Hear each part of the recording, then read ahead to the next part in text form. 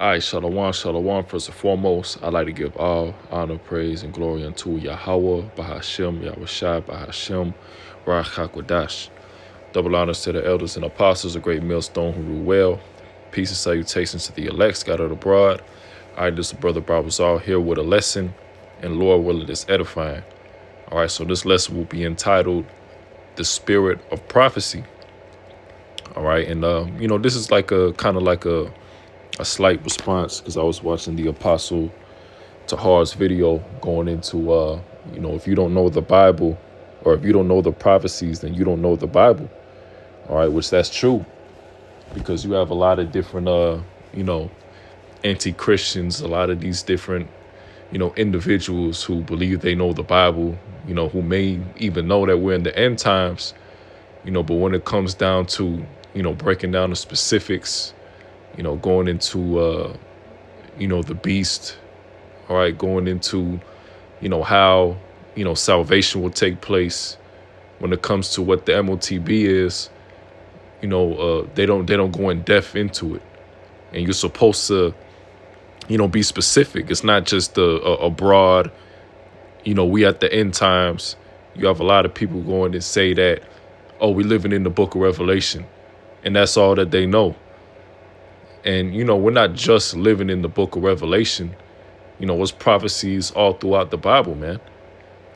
Going into, you go to the book of Matthew, the book of Isaiah, even prophecies in the book of Genesis that haven't come to pass yet. So throughout the whole Bible, we understand that there's prophecies, in the Apocrypha as well. See? So I'm going to start off with Revelation 19:10. It says, "And I fell at his feet to worship him. And he said unto me, See thou do it not. I am thy fellow servant and of thy brethren that have the testimony of Yahushua. Worship Yahweh, for the testimony of Yahushua is the spirit of prophecy." All right. So you're not going to the testimony of Yahushua if you're not preaching about the prophecy. This is why in GMS, one of the focal points of our teachings goes into prophecy, because this all goes into, the Lord's coming, the Lord's return, the establishment of the kingdom of heaven, what to look out for, the MOTB. This is important, not for that, so that they don't take you as a thief. And I got this word for prophecy over here in the blue letter going into the Greek. So the word for prophecy is Strong's G 4394. Prophetia. Prophetia. prophetia. All right, and I'm going to read this definition here. A discourse emanating from divine inspiration and declaring the purposes of the Most High, whether by reproving and admonishing the wicked, or comforting the afflicted, or revealing things hidden, especially by foretelling future events. So that's what the prophets do. Foretell future events.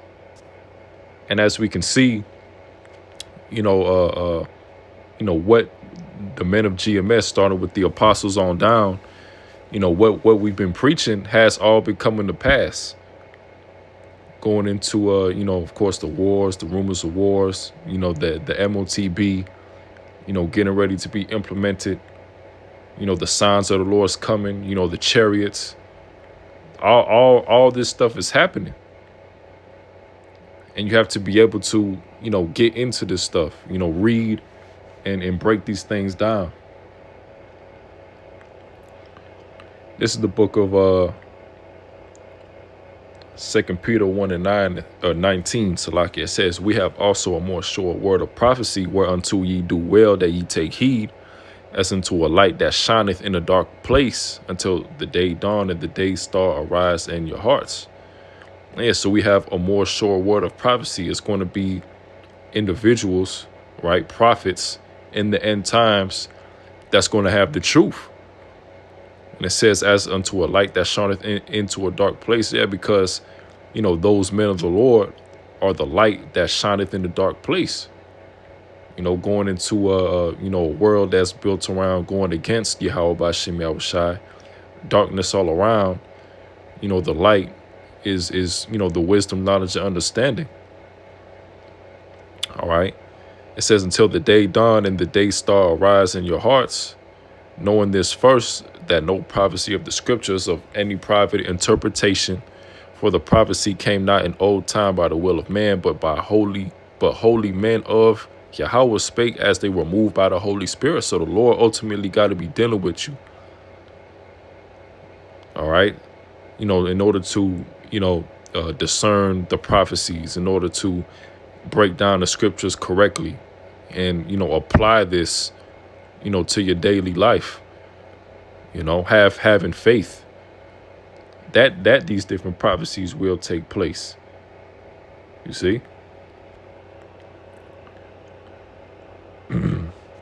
So this Amos 3:7, it says, surely the Lord Yahweh will do nothing but revealeth his secret unto his servants, the prophets.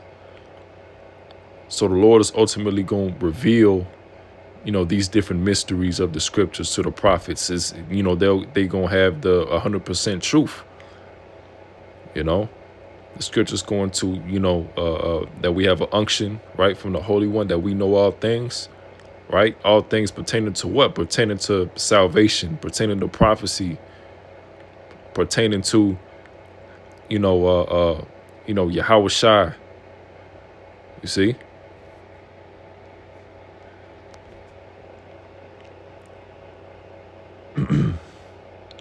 Matthew 16:3, it says, and in the morning it will be foul weather today, for the sky is red and lowering. O ye hypocrites, ye can discern the face of the sky, but can ye not discern the signs of the times? Yeah, kind of. We definitely at the end. And as being in the end, we looking for the signs of the Lord's coming, being those watchmen, constantly watching the news, the world events, and filtering it through the scriptures. So we have an understanding of where we are when it comes to biblical prophecy. And you really only see the men of GMS going to prophecy. You don't really see it with, any of these world religions. You don't see it with any of these different Israelite camps. And if they do, it's very, they butcher it. It's broad. They focus on other things, money, gimmicks, debates, and not really necessarily, the times that we in. Going into the MOTB, going into the return of Yahweh Shai, going into the kingdom. You see? So it's only that's just something to look for. If you're looking for, those who's teaching in truth and sincerity.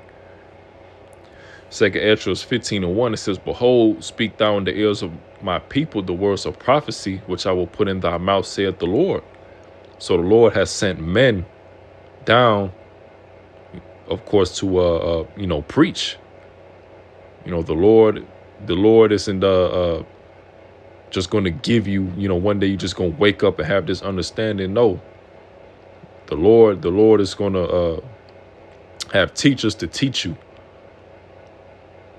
Verse 2, and cause them to be written in paper, for they are faithful and true.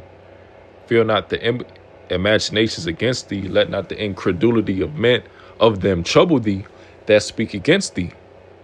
Yeah, because you got a lot of scoffers, scorners, those that's against the truth, those wishing to do harm against the prophets, and that's okay, because we have fear that Yahweh Bashim Yahushai is going to keep us protected. Scripture's going to that the angels, encamp around those that fear the Lord. Just roughly paraphrasing. Verse 4 says, for all the unfaithful shall die in their unfaithfulness. So that's all that's left for those that's unfaithful, the unbelievers. We understand that it's a majority, majority of Israelites is going to have to perish on this side, going into that second death, which is the thermonuclear destruction. Verse 5, it says, Behold, saith the Lord, I will bring plagues upon the world, the sword, famine, death, and destruction. And that goes into prophecy. You know, different plagues, different world disasters, earthquakes. You know, the sword going into Esau's military. All right, his military might, the thermonuclear missiles.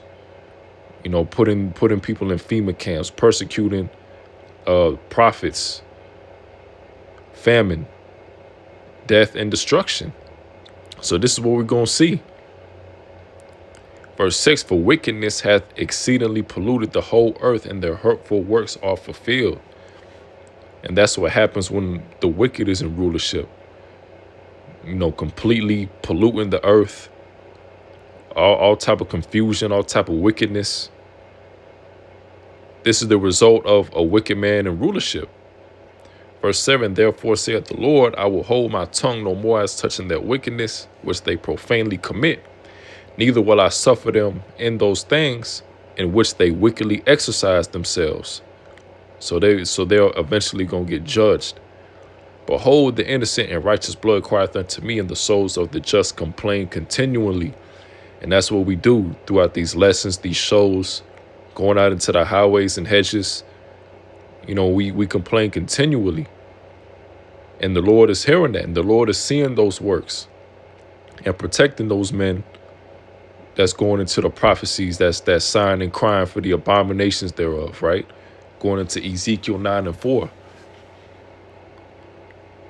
So the Lord is ultimately going to come back for those that's, those that's complaining continually. Those that's preaching of the Lord's coming. Those that's hastening in the Lord's coming. Those that hate their lives on this side.